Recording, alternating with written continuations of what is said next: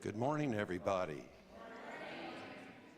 It looks like we're going to start with a hymn this morning, and it's number 16 in the gray hymnal, "'Tis a Gift to Be Simple." Ivy's coming up. If you want to come up and sing along, help sing, others are welcome as well. But we'll probably do this 2, maybe 3 times if we're enjoying ourselves. So I encourage everybody to enjoy yourself. Here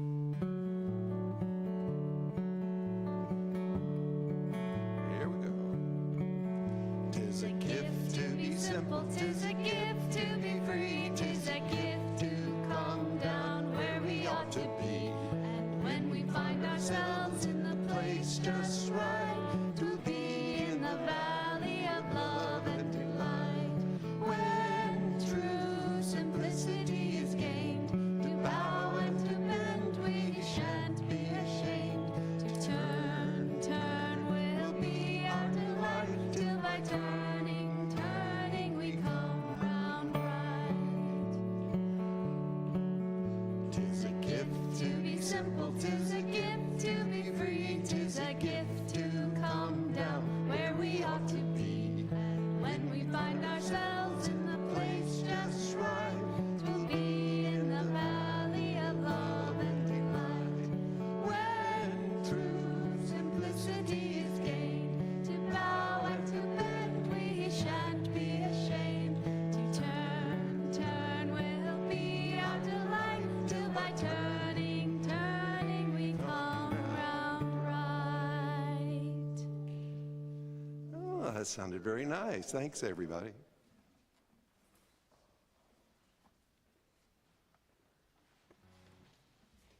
Good morning.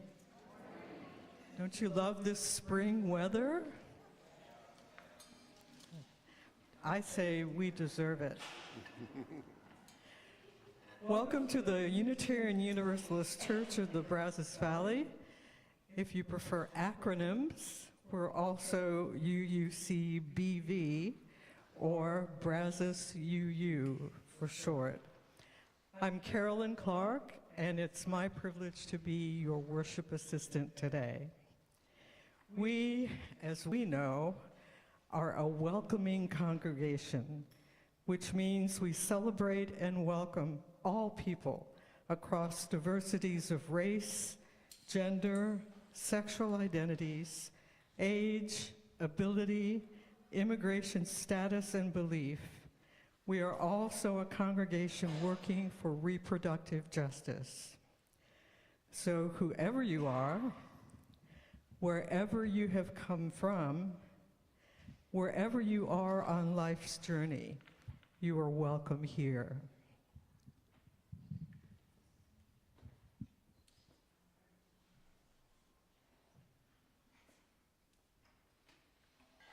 For our call to worship, I'm going to read a poem to y'all this morning that I wrote several years ago, if I can find that poem. Thought I had it in here. Hold on. Okay. All right, bear with me. I'll just pull it up on my computer. Sorry about that. I had problems this morning with printing, and so I don't know where it went. Just take me a second. I don't know. We had gremlins in the system this morning. It was in your bag, right? Oh, did I get it out of my bag? Oh. Carolyn found it. I hope this is not an omen, of how this is going to go today. Anyway, forgive me. Anyway, this was my original Sister June poem. I've been writing a series of Sister June poems, and this is the first one I ever wrote. It's called Tomato Sandwiches. Sister June's sandwiches held us all the way to Houston from the bus stop outside of Blessing. A sliced tomato from her backyard garden laid lovingly atop 2 pieces of thick white bread, crust trimmed, a thin coating of French's mustard bought the day before from Laszlo's corner store. Ain't no therefore about it, she claims. and she places the sandwiches in a brown paper bag along with a jar of fresh figs. We suck on them one at a time as the bus rolls down the narrow road. When you pray as mightily as Sister June, tomato sandwiches will hold you, will help you find the way to go. So much comes from sand, she says. So much comes from sand.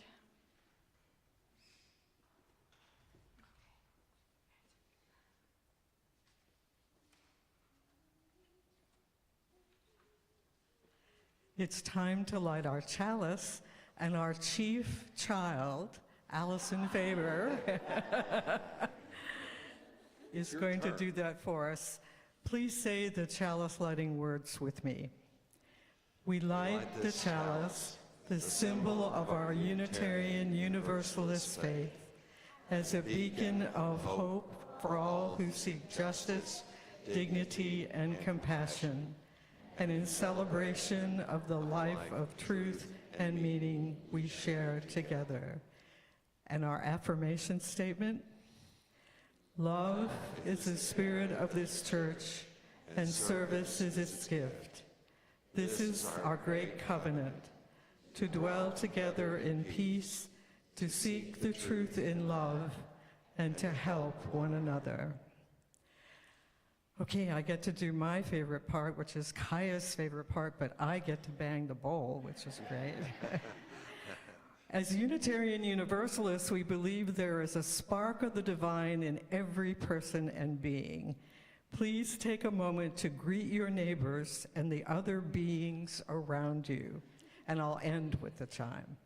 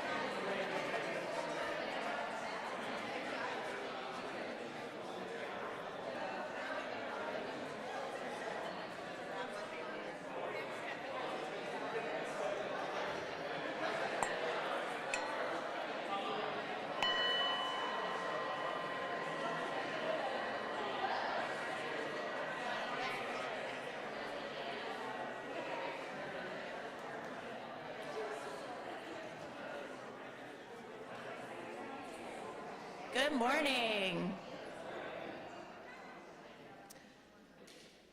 Thank you, Carolyn. We are so lucky to have Kathy talking to us today. And we are so lucky, first of all, I'm Allison. Hi. Good morning.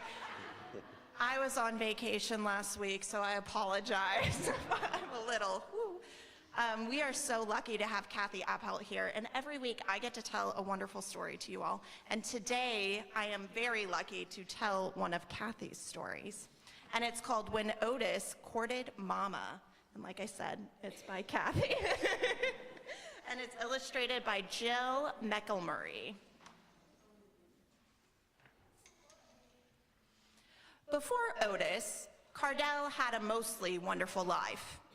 He had a perfectly good mama and a perfectly good daddy. Both his perfectly good mama and his perfectly good daddy adored him. And Cardell adored them too, with good reason.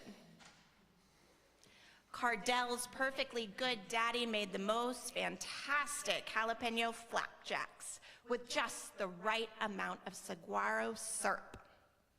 He was a master of playing zig the zag across the hot, burning sand without leaving a single paw print. Best of all, when his perfectly good daddy howled, the stars shimmered and the moon beamed. Cardell felt loved through and through. The only problem was that Cardell's perfectly good daddy lived in a different part of the desert. Cardell had to share him with his perfectly nice stepmama, Lulu, and his perfectly cute stepbrother, little Frankie. But Cardell was mostly used to it. Besides, he only stayed there part of the time. The rest of the time, he lived on the other side of the desert, where he had his perfectly good mama all to himself. Cardell's mama was a champion scout.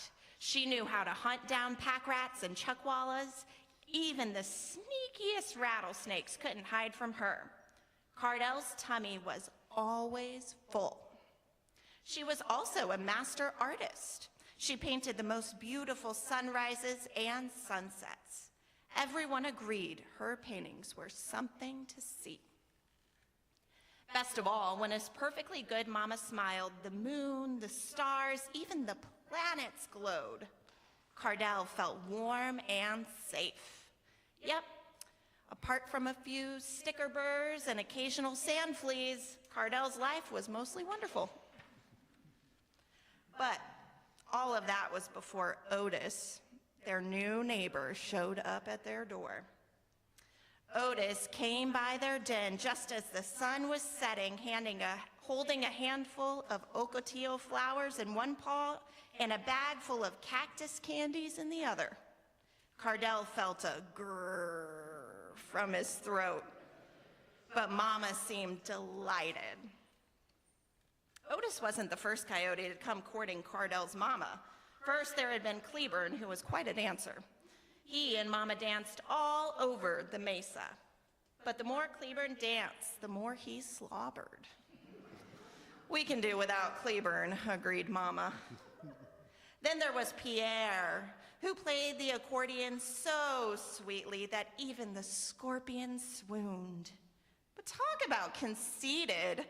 Cardell got tired of hearing Pierre talk about Pierre. Me too, said Mama. Finally, there was Professor Coot. He was quite distinguished, but he was the expert on everything. The flowers, the rocks, the planets, even the sticker burrs and the sand fleas. Professor Coot was constantly correcting Cardell. Enough, cried Mama. But now, here was Otis. Otis wasn't at all like Cleburne, Pierre, or Professor Coot. But he also wasn't like Cardell's perfectly good daddy. Otis couldn't make jalapeno flapjacks worth beans. When he played zig the zag, he left paw prints all over the hot, burning sand, and his howls sounded like he had rocks in the back of his throat. Cardell expected his mama to say, "We can do without Otis." He waited and waited. but adios Otis never came. So Cardell went on alert.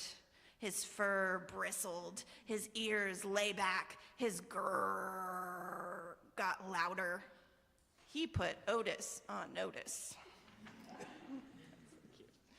A lesser coyote might have given up, but not Otis. He knew that Cardell was one tough little hombre. So first he stirred up a batch of prickly pear pudding. Cardell took a bite. His taste buds hummed. Yum. It also turned out that Otis was a terrific pouncer. He pounced straight up into the air as if he had springs in his legs.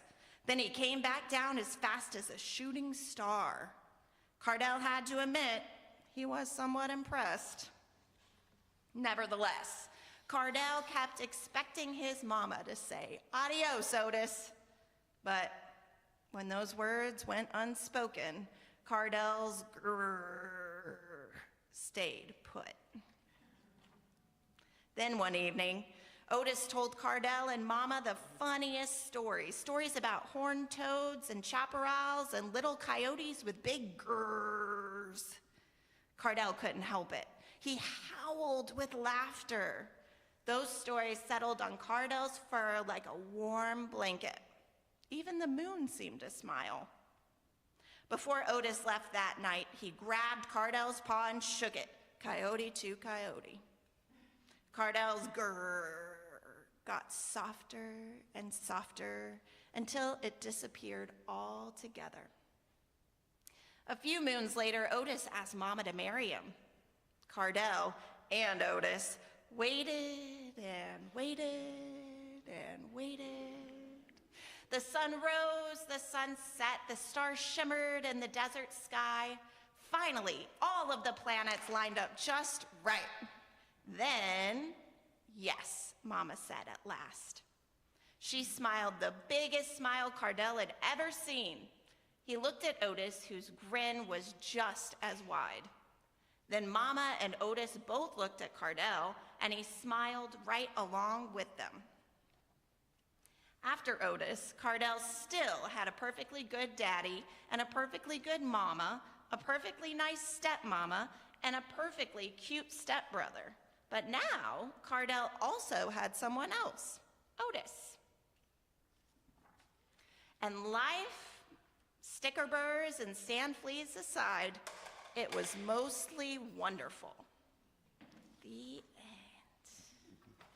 And now would all the younger UUs come with me to religious education, and would you all sing us out with this little light of mine? This little light of mine, I'm gonna let it shine. This little light of mine, I'm gonna let it shine. This little light of mine, I'm gonna let it shine. Let it shine, let it shine, let it shine. Now is the time in the service when we meditate and light candles in our beautiful candelabra over there for our joys and concerns so that we can share them in our community. And Jacob is going to give us some beautiful music.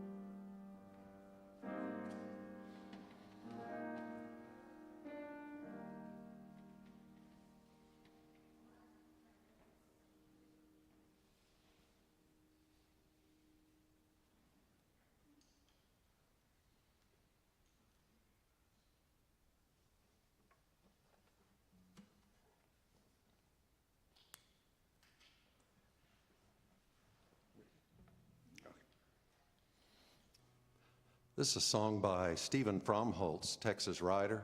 It's from Copperell, Texas, I believe, northwest of Waco. And he was named a Poet Laureate of Texas at one point. And I'm glad to play this guitar because Steve Fromholtz actually played this guitar. This one is about 50 years old.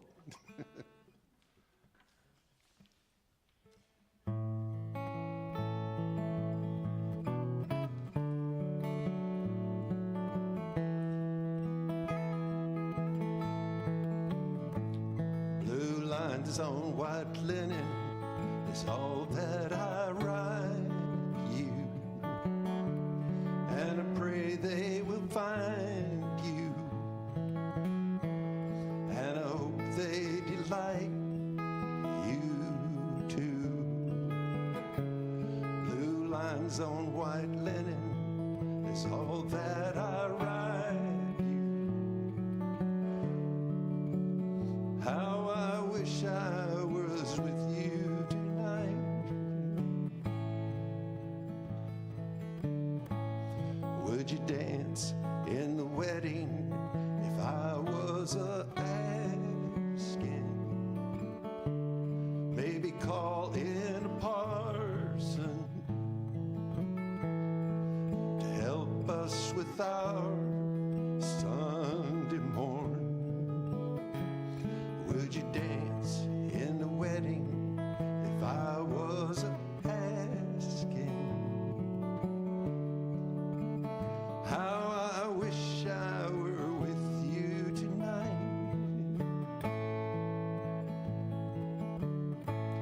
At the end of a road, there's a house with an orchard where we could raise our kids. An occasional orchid grows.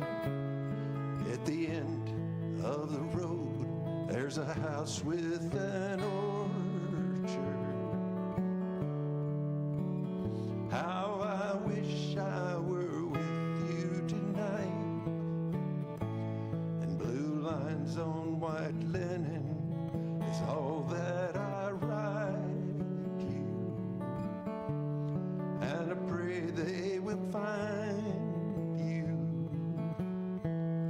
and I hope they delight you too. Blue lines on white linen is all that I write you. How I wish I were with you tonight. Yes, I wish I were with you tonight.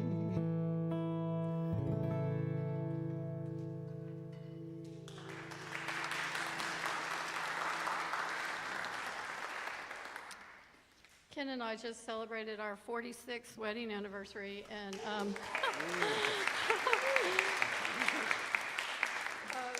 The guitar is older. older than me for sure. Anyway, he used to sing that song to me before we were even married, and so you can see why I fell in love with him. So, and I want to welcome our son Jacob here. He grew up in this church, and so makes me really happy that he's here this morning. Before she died, my mom, Pat Childress, was the RE director here and taught bunches and bunches of kiddos. So our association with the church is generational. As a result, we have a lot of stories tied to this community, and that's what I want to talk about today, stories. I've spent my life writing and telling stories, and always they've come to my rescue when I most needed them.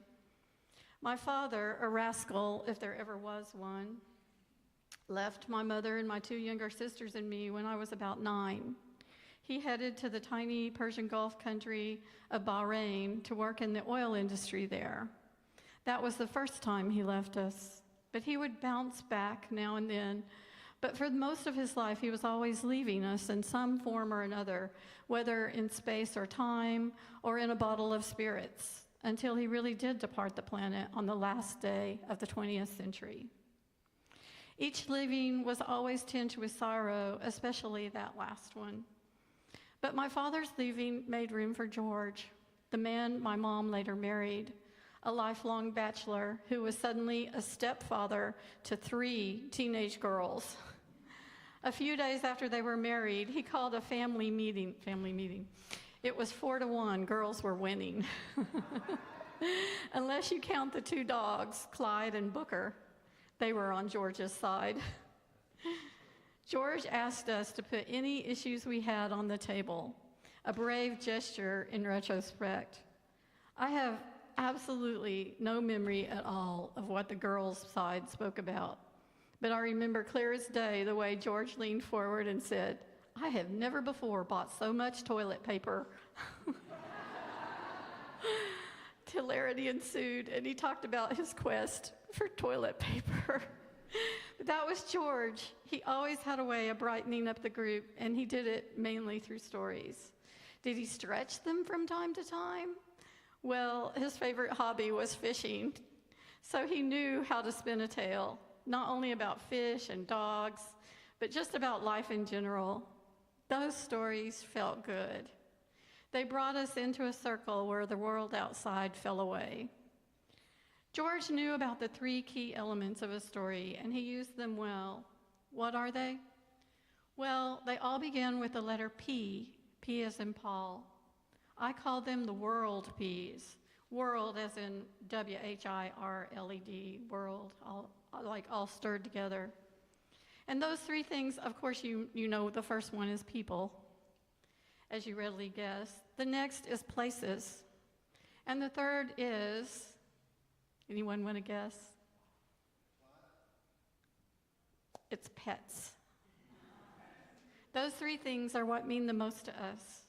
They're what we love, what we hate, what we're afraid of, what we desire most, what we would die for. People, places, and pets. And of course, by pets, we can assume that they include all of the animals. Ken and I loved the 2 gray foxes that passed through our yard one morning as we drank our coffee. They were so quiet, so elegant, so lovely, a blessing for the day. And they reminded us of Jacob here.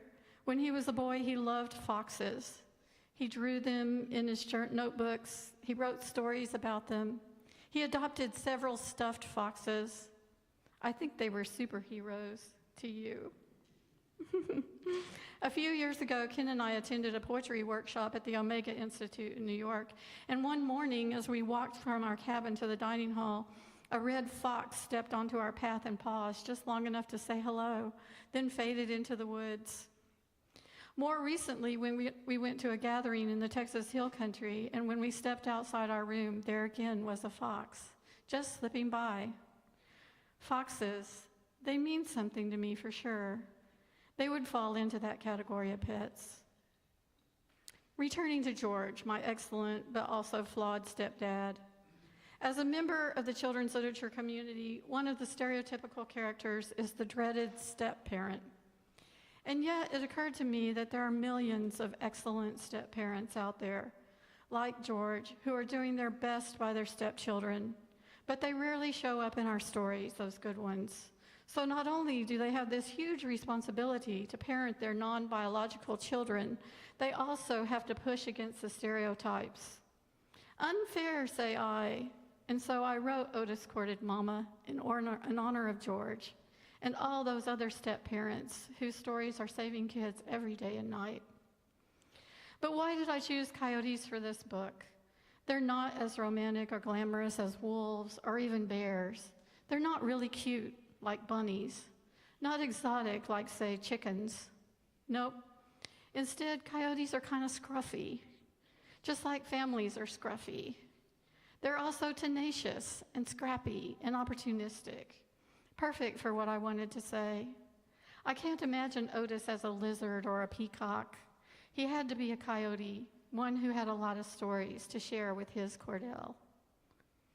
Let me just segue here for a second about the why of it all. Even though a lot of my own work is told from the point of view of animal characters, it turns out that so far as we know, us humans are the only ones who tell stories. We know that other animals convey messages. Dogs bay, whales sing, crickets chirp. And of course, the case could be made that those messages contain stories. But so far as we know, that's what they are, messages. Codes for come to me, stay back, run for your life. We know that. But we don't think that the armadillos, for example, stand at the bottom of a mesquite tree and say, hey, Bob, guess what happened over at that fence post? Of course, I don't know the secret language of armadillos, so I could be mistaken. But for right now, we can say that humans are the story animals. For as long as we've walked upright, we've been gathering around campfires, at kitchen tables, in classrooms and workrooms, in the ladies' room, and sharing our stories. We've been telling each other our lives in bits and pieces for thousands of years. Each of us is made up of stories. Just like we're made up of blood and bones and fur, we're also made up of stories. Some mean more than others, but the point is our stories set us apart from the other animals. They're what make us most human, and they have the power of making us most humane. Throughout history, we've held stories to be the most sacred things about us. We hold our Bibles, our Korans, our Bhagavad Gitas to be the essential ways. But it turns out that we've endowed them with so much power that we actually use them to go to war with each other. War over whose stories are truer, more worthy, more pure, more God-given or God-spoken. We claim that they give us a direct connection to our God, and that our stories are the only ones that matter, the only ones that can lead us to the promised land. Our stories are the only right and true path for humankind. Stories are what have been driving us to fight each other almost as long as we've been telling them. And that is an enormous misuse of story, because the larger power that stories offer is to bring us together. If only our world leaders would sit down together and tell their stories, the stories that make them human. What if they talked about their kids or their grandmothers or their labradoodles? What if they spoke about their summer vacations and the first time they went to a Taylor Swift concert? Wouldn't the world be somehow softer, cozier? Wouldn't our hearts grow a little? You see, it's the day-to-day stories, the fish tales, the family histories, the funny anecdotes that we share in our living rooms and around our tables that will save us in the end. When we tell our own sagas of making it up a steep mountain or rolling down a gentle hill, we are sharing our basic humanity with each other. It's no accident that the most widely read and shared book that survived World War II was a commonplace diary kept by a teenage girl trapped in a dark attic. There are likely thousands of histories of that war, some of which are still being written, but the one we recognize as the closest, the truest to our hearts, and perhaps the most eloquent recounting of wartime life came from Anne Frank, 15 years old. And herein lies a warning. Had that war gone the other way, that diary would likely never have been saved. That is because the winners almost always get to tell the history, and the losers' stories get tucked away or destroyed or forgotten. When I was writing my young adult novel, Angel Thieves, I decided to set it in my hometown of Houston. I'm a sixth-generation Houstonian, my German ancestors having settled there at the same time as the Allen brothers. Jacob would be a seventh generation. Houston is not only my childhood home, but it's ancestral as well. For this book, I went back in time to the days of the Texas Republic between 1836 and 1845. I had as a central character a woman named Axa. She was based upon an enslaved woman whose real name was Sylvia Ruth. Ruth was married to a ship's captain named John Ruth. They had 2 sons and 2 daughters. Upon his death, he set Sylvia free, along with the 2 sons, also ship's captains. But his little daughters, his babies, he put into the custody of a notorious landowner named Morgan. As I dug deeper into the muddy history of Houston, I discovered some things that I had never known. Keep in mind that as a lifelong resident of Texas, I was subjected to Texas history every school year, almost every school year. And by Texas history, I mean we learned about the Texas War of Independence, including the quintessential myth of the Alamo. At least once a year, we watched the movie starring John Wayne as William B. Travis, the erstwhile hero of dozens of Western films. It took me 50-something years to let it sink in that the Texas War of Independence was only fought for the independence of some, not everyone. All of those heroes of the Alamo were slaveholders. The fight was for the right for some to continue to own human beings. Why were they fighting Mexico? Because Mexico had stopped being a slave country in 1829. Anyone who crossed the border into Mexico was free. So you see, there existed an underground railroad in the South. It wasn't as organized as the one in the North, but it was there nonetheless. But it wasn't the ones who got away whose story we learned in school. No, the winners got to tell the story. Their myth of the Alamo still holds.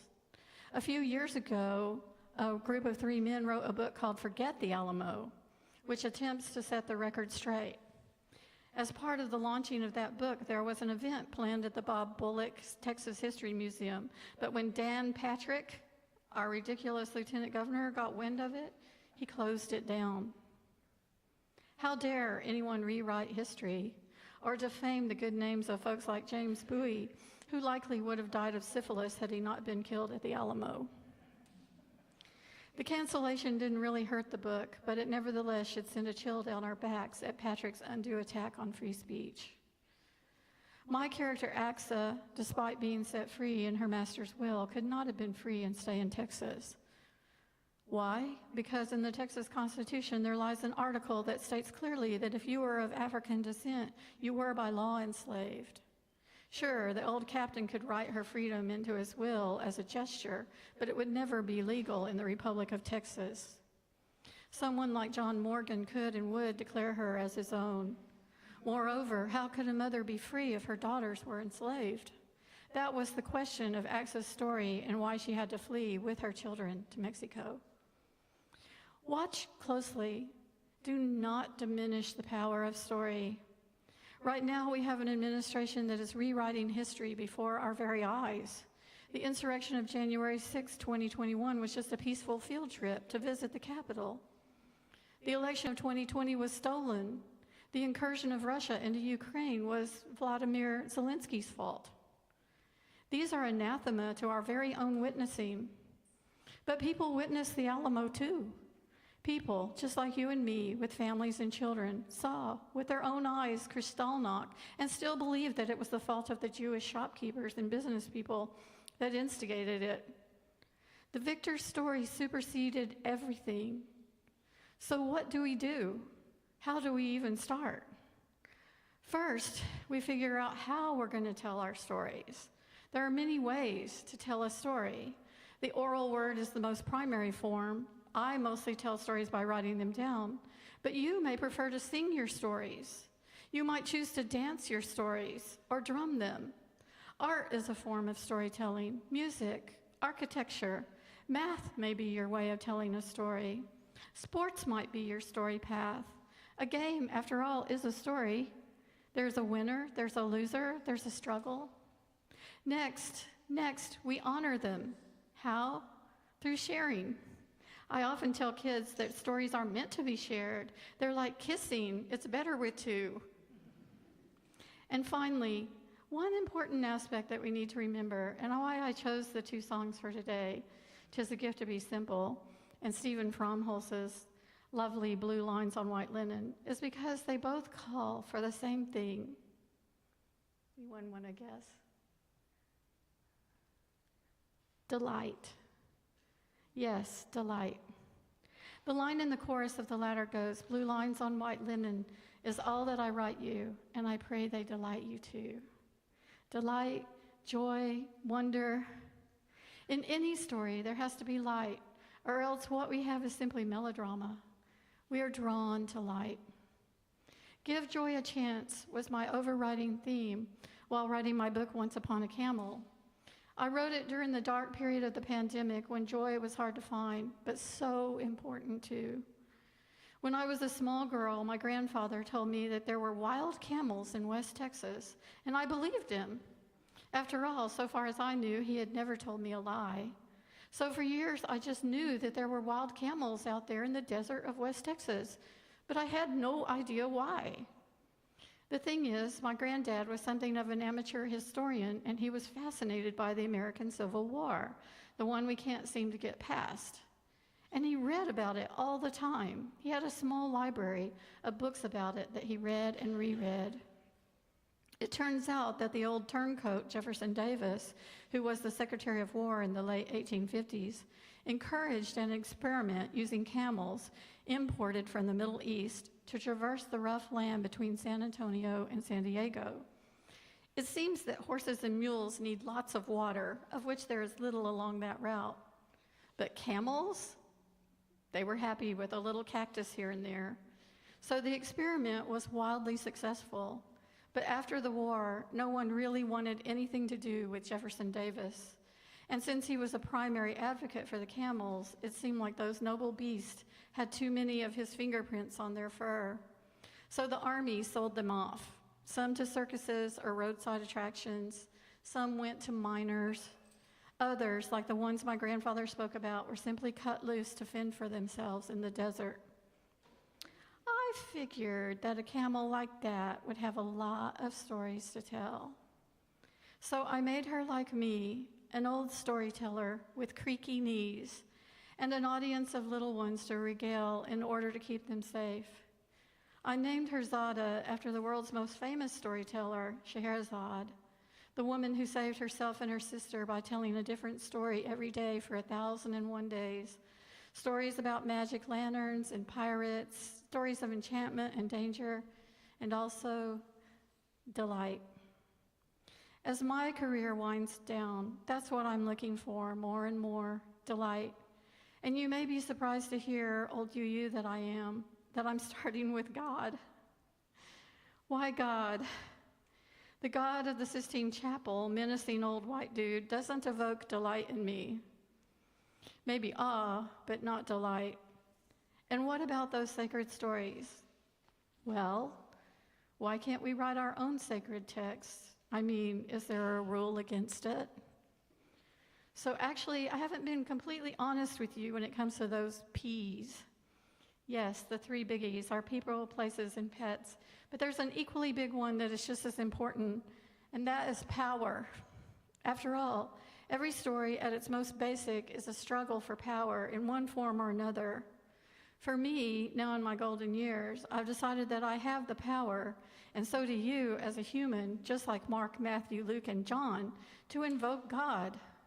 Going a step further, I decided to create my own God, just like Michelangelo created his. And after all, isn't God all about creation? Remember that poem I read to you 30 minutes or so ago about Sister June? I wrote that about 10 years ago, maybe longer. It was actually published in an anthology. I based Sister June at that time on my two grandmothers, two very important people in my life, especially during those times when my dad was bouncing around from here to there, back again. So Sister June has been waiting for me to revisit them. And then last month, when I was mulling over the whole idea of creation and where our stories come from, they reappeared.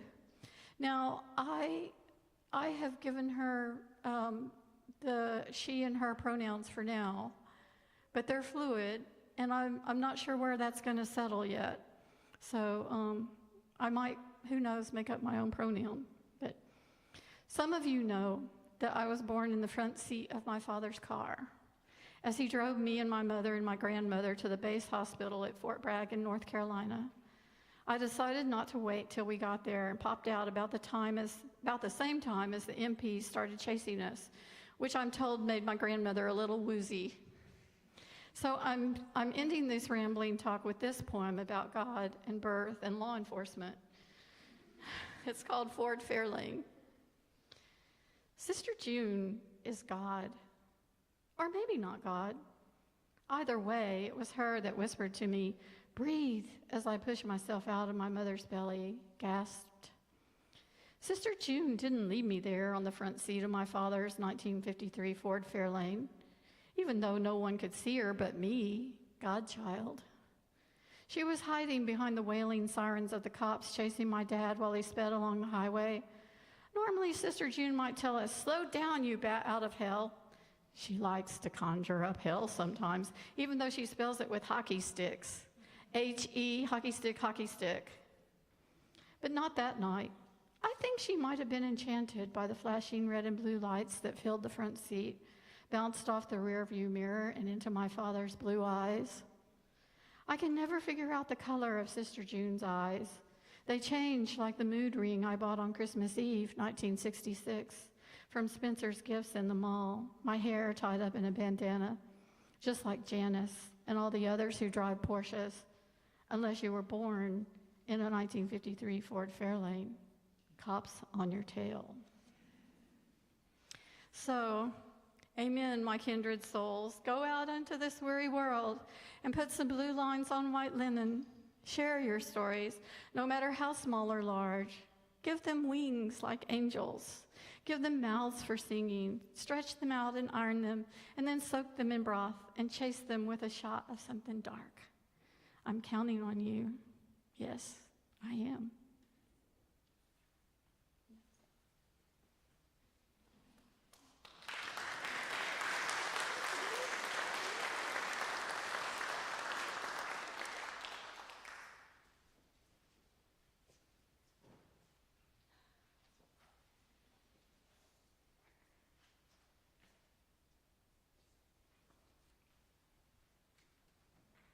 One of our riches is definitely Kathi Appelt. Kathi, thank you so much. It's now time for an offering to be taken to sustain and strengthen this place, which is sacred to so many of us.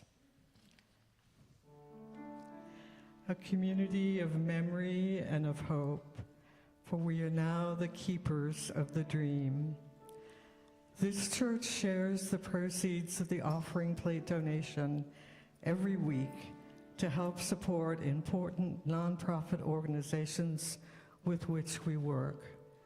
The 4 groups we voted to support with this year's donations are Brazos Valley Blessings, Brazos Interfaith Immigration Network, the Trans Joy Project, and Tiny Hope Village.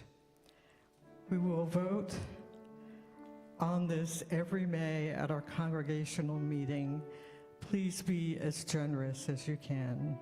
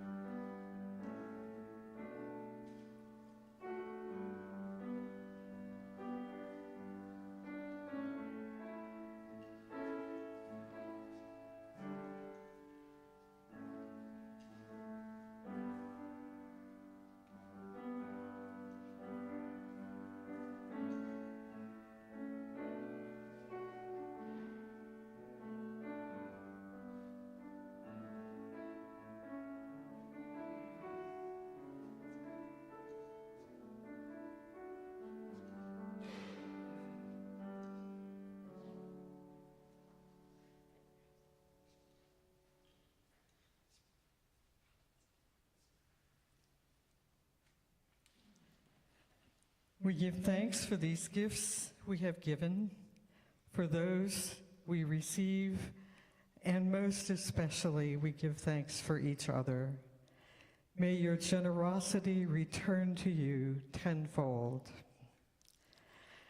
It's time for announcements.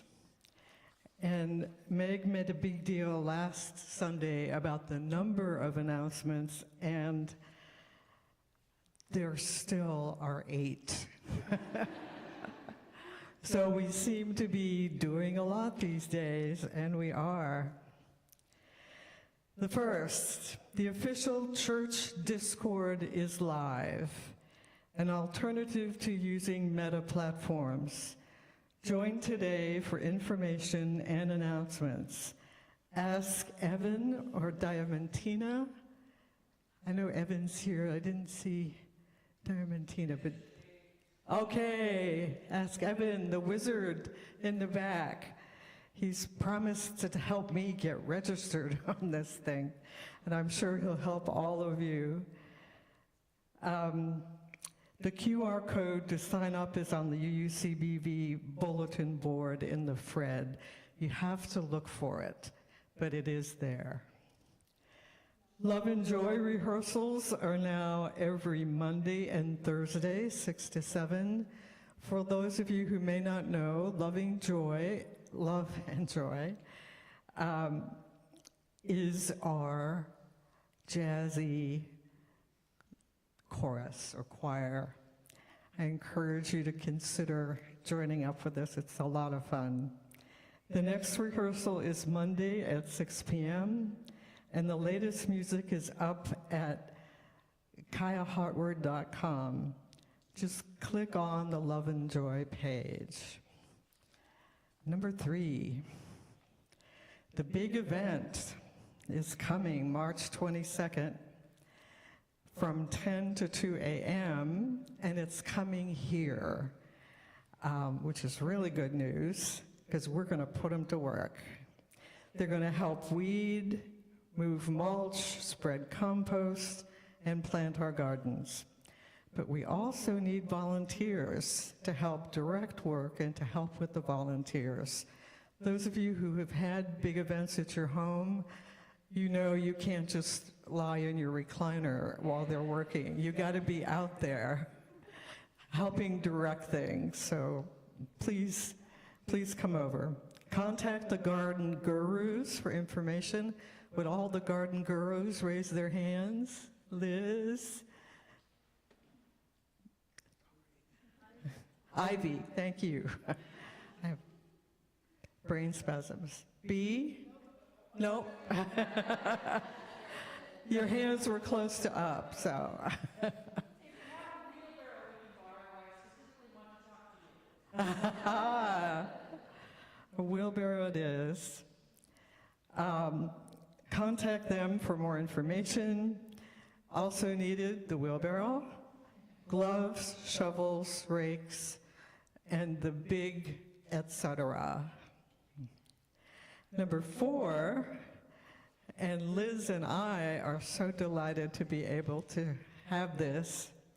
A silent meditation group is here on Thursdays after the choir rehearsal at 7 o'clock. So if you're interested, see either one of us. It isn't directed, it is quiet meditation, and it's wonderful. Number 5, new worship team signups are available now. Find volunteer descriptions and signups in the Fred. Sign up for more than 1 week and for various tasks. If you have any questions, find Allison. She can answer all questions. The training for the various tasks will be March 9th. And number 6, Pi Day is coming up. And we're interpreting it both ways, both 3.1416. March 14th is 3.14. And we're interpreting it as delicious pies. So bring your favorite pie and a song to sing because it'll be Pie Day karaoke at church. Or just come hang out. Childcare will be provided. Number 7, the property team would like help providing flowers to brighten up the sanctuary each week. Sign up in the Fred to sponsor an upcoming service and see Ivy to learn more about that. We are scheduling another new member class, and we're so thrilled that we have so many new members here at our church. I welcomed a couple this morning, and it's just a thrill to have new people walking through that door. The class will be March 30th after the service in the chapel. Lunch and childcare are provided. That was number 8. So now it's time to extinguish the chalice. Kathy, can you do that for me? I even put a snuffer on the table here. Please join me in saying the words. We extinguish this flame, but not the light of truth, the warmth of community, or the fire of commitment. These we carry our hearts until we gather together again. And Ken, you're on for the benediction.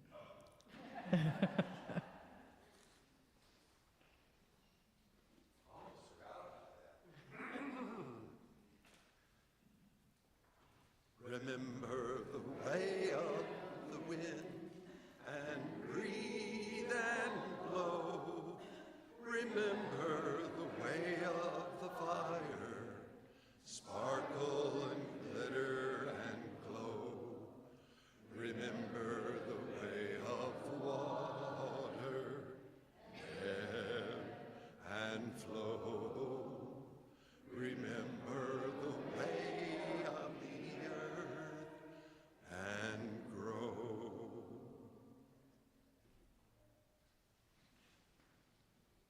Go in peace, and welcome to coffee and whatever snacks we have. Those sign-up sheets are out there, and it's time to relax and just enjoy one another. Thank you.